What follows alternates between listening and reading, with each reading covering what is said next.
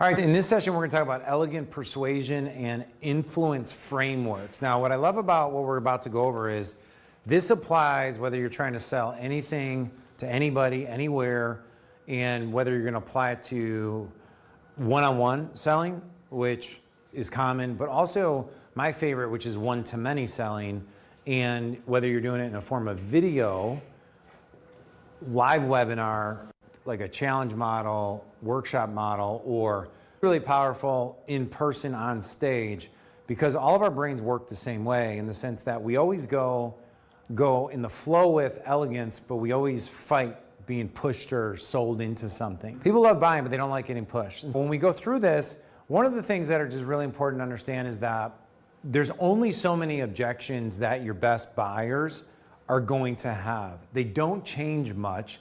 They just look a little different, but they're going to fall in a lot of the same categories. And so the reason why I'm bringing up the objections first is that all the frameworks will work off what are their current belief systems, what are their current objections to where we're leading them to support them, to give them the best outcome and result. And as you can see, they're going to come down to simple things. Money's the most obvious in most cases, but time is a huge one. Belief. Now, belief is multifaceted in the sense that belief in themselves on the ability that it's going to work for me. Will this work for me? Will I be able to get that result? So that's an inadequacy thing. That's also overcoming past failure thing. I tried this before and it didn't work, okay? But it's also belief in you as the person that has a solution to a problem. Is this the right person? Is this the right time? How do I know they're the right person? I've tried other people. So there's a lot of different belief frameworks that we have to overcome. And so that's great. So ability in self. So that's a little bit of I already covered that. Trust with you, that's another belief thing. FUD, one of my mentors, Travis Sago, talks about FUD as being their fears, their uncertainties, and their doubts. Are we overcoming their fears, uncertainty, and doubts, okay? And then confusion and overwhelm. This is an objection that is really usually caused by the communicator. That's you. And usually that's a form of teaching too much, overeducating, giving way too long of a to-do list. That would not necessarily be true if I'm giving them a done-for-you service or I'm doing it for them. But in the form of, I work a lot with experts on stage, and when I look at their PowerPoints, they are inundating the audience with a task list that makes it impossible for their brain to have the capacity to look into the future and make a buying decision, okay?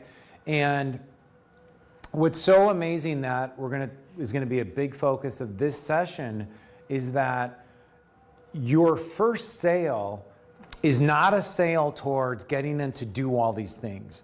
The first sale is getting them to have a transformational insight moment where they believe that they're in their brain, they can see themselves with end result, okay? That is the first sale. And if you can get that first sale to be done, a lot of the other objections get washed aside because the identity has shifted. So we try and shift identity levels first before we shift belief on task levels second. Yeah, I'll give you an example, because, okay, so this is a good one, right? So I don't have a slide for this, but I can explain this, right? When I studied NLP, neuro-linguistic programming, it's what was foundation of Tony Robbins' change work. It was first invented by John Grinder, Richard Bandler. I did have the opportunity to train with Richard Bandler and a couple of his people. But what they talked a lot about is this thing called logical levels of hierarchy. That's way too complicated, so I'll keep it simple. If you want to change somebody, you can look at their behavior and then go to work at intervening at the behavior level. Could be as simple as biting your nails.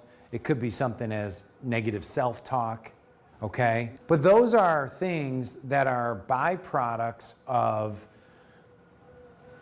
identity, values, belief systems, emotional states, and now I have self-talk. That's at the bottom. It's like the last domino that's being affected. So that if I wanted to change somebody's self